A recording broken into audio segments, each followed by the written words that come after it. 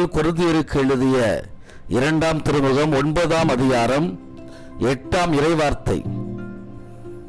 தேவையானதை எல்லாம் உங்களுக்கு தருவார் என்ற வார்த்தைகளுக்காக நன்றி இயேசுவே. இயேசுவே மீட்பரே, உன் பிள்ளைகளின் தேவைகள் அனைத்தையும் அறிந்தவராய் இருக்கிறீரே. அவர்களுக்கு தேவையானவற்றை இந்நாளில் வழங்கிடுவீராக. உன் மக்களின் அடிப்படை தேவைகளை சந்திக்க ஆண்டவரை துணை புரிவீராக.